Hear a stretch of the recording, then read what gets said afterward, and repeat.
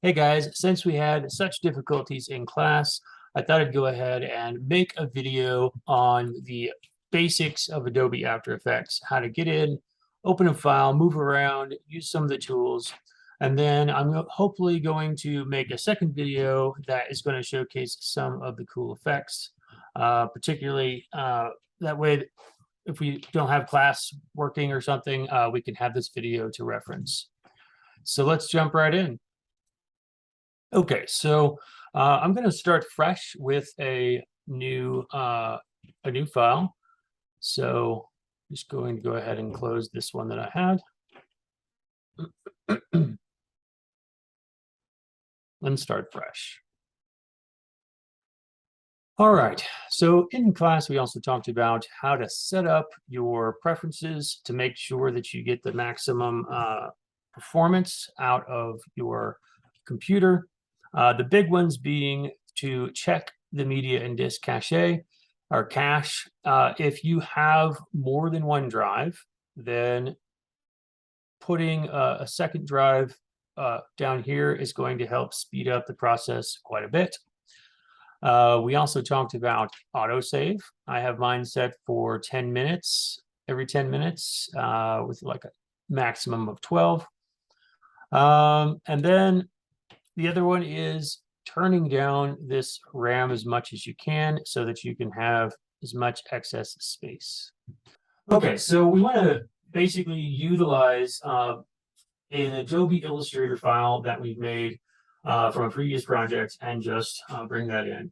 And one of the things that you want to make sure to do in that is to set up all the things that you want to have animated in separate layers in Illustrator. Once you have that set, you should be able to drag and drop it right in. But first, we want to go ahead and make a new composition. So this area right here is the new composition. We're going to call this logo animation. It's currently set for HDTV 1080 29.97, which is the most common. There are some others, but we're not going to be needing those right now. Everything else should stay the same. One thing to keep in mind is that this time code is hours, minutes, seconds, and frames. And we really don't want anything longer than like 10 seconds, probably somewhere between 3 to 6 seconds. But for now, I'm going to put it at 9 and 29 frames. Okay, so now we have a composition, and we can see that the composition is also down here. So what I'm going to do next is drag in my Adobe Illustrator file. You want to make sure that when you bring something in from Illustrator, that you have it set to footage. If you put it on composition, it's just going to come in as a flat piece. And then you also want all the individual layers so that you can animate them. You can, if you want, just bring in a single layer, whether it's from Illustrator or even Photoshop. But right now we're going to use all those layers. And there it is. And now we're going to take this and drag it down into the composition down here.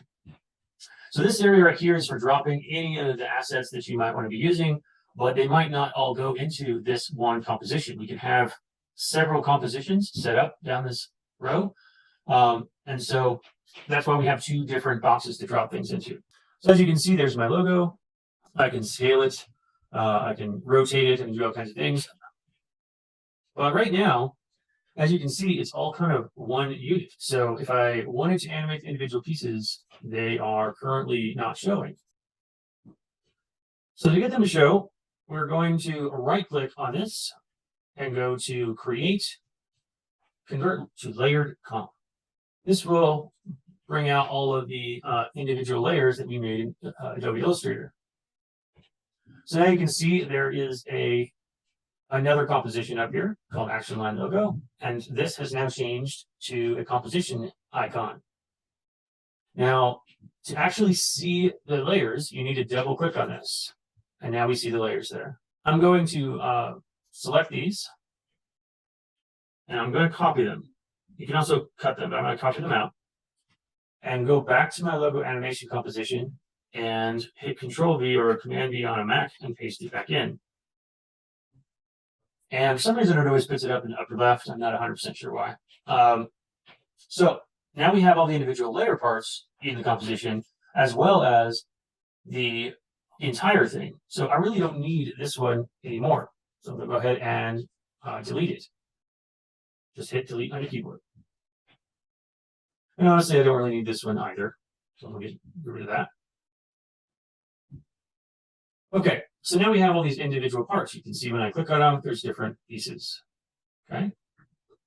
So I'm going to go ahead and grab all of them by holding down Shift and position them to the center somewhat.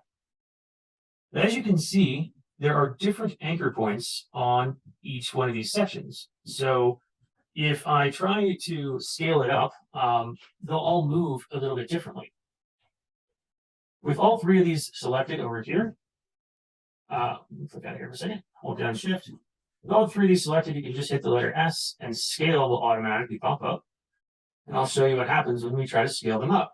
Notice how the Studios section is disappearing behind it, and it's just all kind of falling all over each other. So we really don't want that.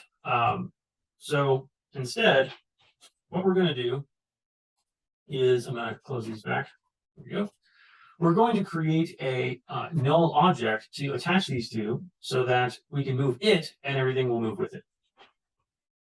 So to do that, while you're down here in this composition, right click and go to New, Null Object. All right. So now we have this new object up here. We're going to go to our three Illustrator layers, make sure they're selected. And over here on the right, you'll see this little whip, and we're going to click and drag it on top of the null. Okay. Now, if you don't see that little whip or this thing that says parent and link, it may be that this isn't showing. So you want to, I'm trying to unhide it, but there we go. So on these columns here, you can see this little button is what you're looking for, and I have parent and link on. If I turn it off, suddenly it's not there and I can't find it. So this happens occasionally depending on your computer. If you have a smaller laptop, it's definitely going to try and hide that. So we're going to right click here, go to columns, and turn on parent and link. Now we can see it. If you've done it properly, this should say null 1 on the side. So now if I go to null and I scale this up, it's going to scale everything together. All right, so that's how you have multiple things attached together, but still have the ability to animate them separately. And then I also want to move this over. Let's center it a little bit. And if you can't quite tell where center is, up below their main screen is a grid and guide option box. If you click on that, you'll get several different options. The first one is title and action safe. It's always good to know where to stop for lettering. But we're going to use the proportional grid. Kind of like that one a little better. And as you can see, I want to center this between those two lines a little bit better. Oops. Make sure I'm on the null. Make sure I'm grabbing that. There we go. That's looking pretty decent. And then maybe balance between there. Very good. All right. So the next thing that we want to do is start animating some things. So I'm going to go ahead and turn that off. And I might want to go ahead and have this letter A kind of come shooting in from the side. I'll just go ahead and show you my first animation here. So this is what we're going to attempt first. Moving this back, you can see the letters kind of scale up from 0 up to full size, and then the A comes shooting in from the right. And then we see this studio effect popping up, okay? We also have a few little accent pieces up here that we can do as well. All right, so that's what we're going to be trying to go for. Hold on just a second. My cat wants to get involved. He always does that when I start recording. It's like he knows. All right, so the first thing I'm going to do is start animating the red letter A. And I don't exactly know how Well, I set this up before. I'm kind of just making it up as I go, but I'm going to set it about a second. You can always look at that video and get a better idea. I'm going to go ahead and move my scrubber across the timeline to the 1 second mark. And underneath of the red letter, which you can check just by clicking this little eyeball, we can either hit this little drop-down menu, which will show the transform controls, and then hit that drop-down menu, and then we'll see those transform controls. And we're going to adjust the position. So we want to put the stopwatch on by clicking it on right here. And you can see it makes a keyframe. Now I'm going to move this scrubber all on the timeline back to 0. So the way this works is basically this is the timeline that you have things happen, and the keyframes are where your movement or your animation starts and stops. So right now, the animation that I'm going to make is going to stop at that 1 second mark, but I need to have a starting point. So what I'm going to do right now is take that position and move it until it's off screen, like so. And now if I hit spacebar and get a preview, you'll see it comes in like so. Now, when you have animation just moving in a straight line like that, it can look kind of stagnant because it's moving at the same speed. So we want to give it a little bit of slowdown, like right before it's about to make contact. And Adobe's built in something for that.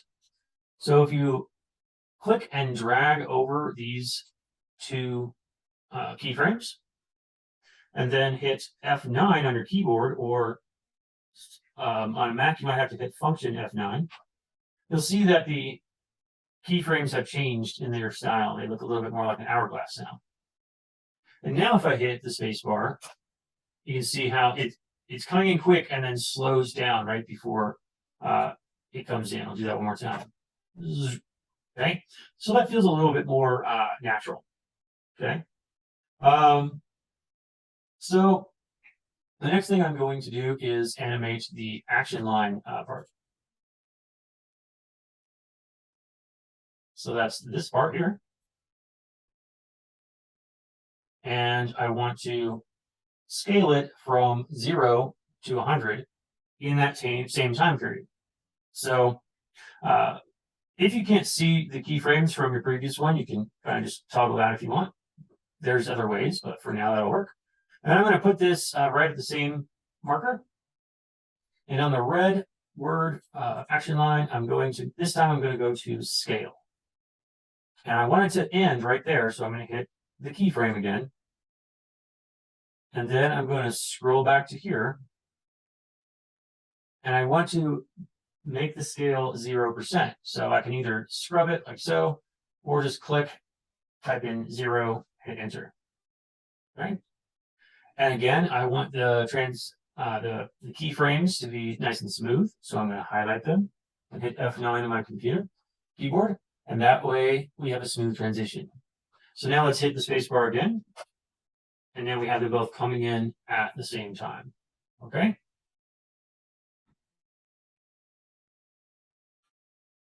Okay, so now we have an animation that has two individual parts. One is scaling up and one is moving in from the left.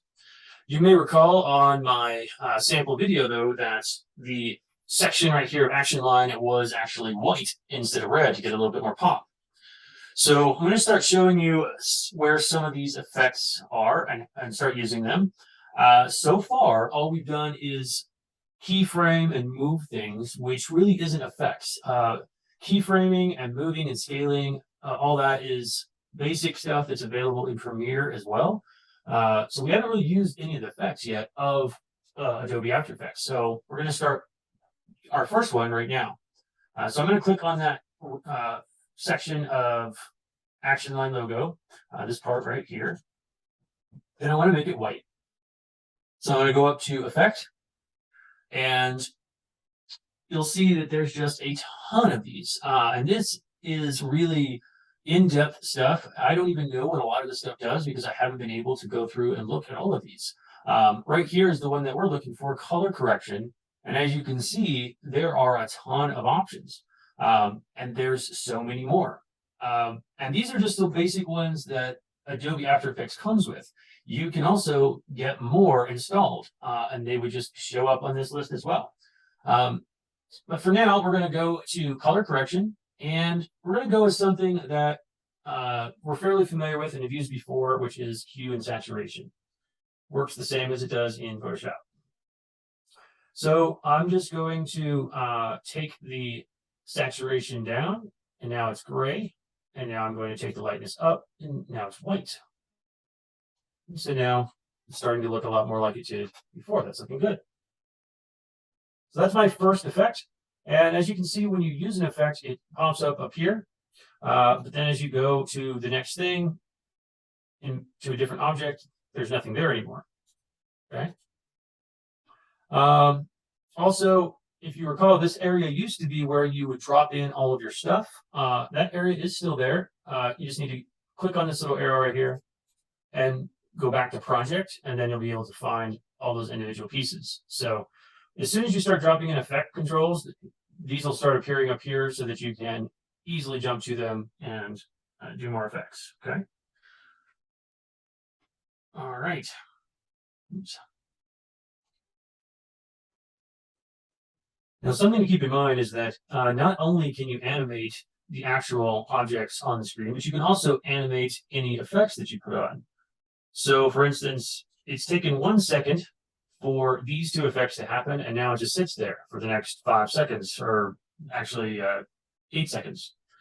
So I can actually, from here to here, have the word, the white part of the word action line start changing colors. And I'll show you what I mean. So I'll put this just a little bit past the 1 second mark, so it stays on the one, or stays on there for just a second. And under the action line logo that has the effect, which is this one, you'll see the effects down here as well. And if I click on it again, you'll see all the different details there. Okay, so I'm going to hit the channel range button and set it. And you can see that there's not a lot of controls. That's because those controls are all up here under channel range. You can see there's the word. So now it's going to come in as white, and right about there, it will start changing. So I want to put this on this bright blue. Maybe turn that up a little bit more. Okay. And then let's say that down here, I want to move it back to white, back to the way that it was. Well, to do that, all I have to do is select this keyframe, which is where it was white last time, and copy it, which I can do with Control-C. And then wherever this cursor is at, if I hit Control-V, that's where it's going to put it. So now it's white again. So now if I come back to the beginning, it should start off white, turn to blue, and go back to white. Okay? You can see there's a little bit of transition into like a yellow and green, and then blue, and then back down to white again. So I don't know that I'd necessarily keep that, but I just wanted to show you that just about anything and everything in After Effects can be animated. So I'm going to undo that real quick. Control-Z. We're just going to leave it white. All right. Okay, so the next thing that I want to do is go ahead and animate the word studios, but I want to do something a little bit different. Some of you don't really have any words in your logo design.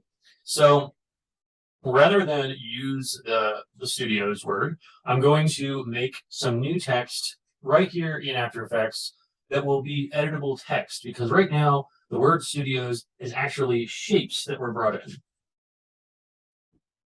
All right, I'm just going to go with Futura PT. I've tried to adjust it as best as I can. It does look different, and I'm not exactly sure what is different. There's a few things that have changed with the text, so I'll have to look into that. But I'm going to place this kind of right over that area there, and then come down here and just turn off the other one. Well, that way I can animate this as text, because there's a lot of built-in text editors already. Now, something that's unique about text in Adobe After Effects is that right now, if I wanted to animate it in some sort of way that I did before, I just use these transform controls. And if I wanted to rotate it or something, it would be rotating the entire word. And what I'd like to do is animate each individual letter to do something like spin in at different speeds or something. So right now, as you can see with anchor point, scale, position, I have on position, for instance, I have up and or side to side and up and down. That's my X and Y axis. What I don't have is a Z axis. So if I go up here to the top of the text section, you can see the word text right here. There's this little word that says animate.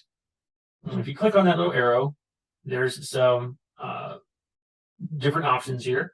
One of them that we want to adjust here is enable per character 3D. So I hit that button, automatically this little thing pops up and it tells you that you now have a different axis. You now have a Z axis. So we have a new set of numbers here. So the easiest way to see this is to go from active camera to custom view 1, and you'll see that we now have a Z axis on this where we can move them forward and backwards. Okay. So that's going to enable us to add effects that affect each individual letter at once or at different times, which is going to look really cool. And you don't really have to do anything else. It's going to do most of the work for you. Okay, so now what we're going to do is we're going to apply a text effect to the text here. So I'm going to turn off everything else, the action line A and everything else, so that we can just focus in on the lettering. You can see what it does. And underneath of here, you can see I've got my text and I can transform it and all that stuff. So over here on the right, you should see a control panel that has all these different pieces on it. If you don't see it, then come up here to default and just reset the setup to default. But what you're looking for is the effects and presets button. Then the very first one is animation presets. As you can see, there's a lot of stuff here. Just focusing on the first one. And inside of here, each one of these folders is quite in depth. There's transitions, synthetic sound effects, the list goes on.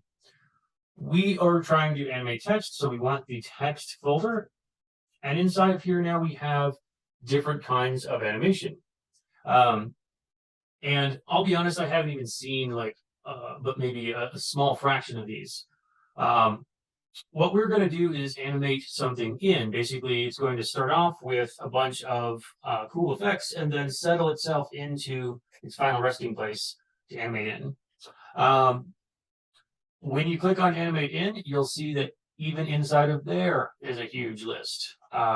So you can experiment with these and try different ones. Okay. So I'm going to try one and drop it in and then undo it and try a different one. So let's go with raining characters in. Okay. And what you want to look for, if you want the individual letters to animate separately, you want to be looking for by character or the word characters instead of the word words, because if you use that, it's going to just move the entire word, even though you broke it up earlier. So this is how we do it. We're just going to select that effect and drag it and drop it right on top of this text layer. Okay. And as soon as I did that, you can see that a new layer popped up here called Animator 1. Okay. So let's scrub on our timeline and see what happens. So now we have this crazy effect of letters raining in, and they actually start off sort of faded, so I don't really have to do anything. But let's see what happens when I turn on my other parts of my logo and see if it all works together. Oops, not that one, this one. Okay. And we'll scrub through there. I want to turn off the Red Studios one. There we go. And we have those two coming in, and then this sort of falls into place. And the reason that you're seeing a lot of pixelization is I have everything turned down really low so that things will operate smoothly. But I'm going to hit spacebar, and there we go. Okay, pretty cool. But I want to try a different one. So I'm going to Control Z out of that until I no longer have that effect attached. And you can see animator's still there, so I'm going to hit Control Z one more time. And now it's gone. Okay. So let's try a different one. I'm going to go with drop in by character. So I'm going to bring that over here. And again, drop that right there. And scrub that. And as you can see, it already puts these two points on the timeline. So I didn't even have to do anything. But here they're going to drop in from above. So if I turn these other pieces on and take a look at that, I keep hitting the lock instead of the eyeball. And I hit this, you can see it's kind of cool, but it starts off, being on the screen just up above it, which looks kind of strange. So what I want to do is maybe turn down the opacity so that it starts off invisible and then comes into the scene. So if I scrub back before this, turn these back off for a second. And I'm only turning these off for your benefit so that you can not get confused, but you don't have to keep doing that if you're working on your own. So let's see, where is my text? There it is. Where is my animator? There it is. So the range selector is automatically set up with this, and that's what these keyframes are on. That's the line that it's on. And so I don't have to make individual keyframes for all those individual letters. Instead, I can go to this add button, add property, and we're going to add opacity. There it is right there. And currently it's at 100%. And all I have to do is crank that down to 0. I don't have to put a keyframe or anything because it's already set with this range selector. So if you watch this this 0 right here as I scrub through, as soon as I pass that keyframe, it starts rising up in the numbers. And you'll see that my letters are slowly starting to come into play. So now they start up invisible and come in to the scene. Let's go ahead and turn those back on and do another test render. Okay, that's looking pretty good. It feels a little bit slow. So I'm going to lasso this keyframe and move it in a little bit. So it happens a little bit faster. Okay, hit that again. That's not bad. I actually want to move the entire thing. So I can grab them both, and then when I move them, they both move. I want to kind of start it a little bit sooner. Okay, that's not bad. And now the other thing that I want is I like this effect, but I don't necessarily like that each letter is dropping in order like that. So one of the other options that you have here is under advanced right here. There are a few more options. And one of them is randomizer. And currently it is off. So if you just click on it, it's now on. And now these letters are going to drop in at random intervals. So here you can see that. Okay. So I now have the A moving in, the red A, as a position animation. And I have the white part of action line moving in from a scale animation. And the word studios is a pre-made animated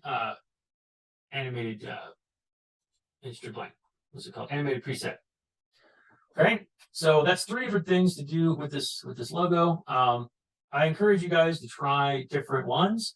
Just know that some of them take more rendering power than others. Some of them explode things into little particles, and that's going to eat up a lot of RAM on your computer, which is why I have everything turned down as far as previews go. Okay, so you might have to go back and walk through this a couple times, but hopefully you find that helpful and something to play around with for logo design. And next time I will get into more detail about some other effects.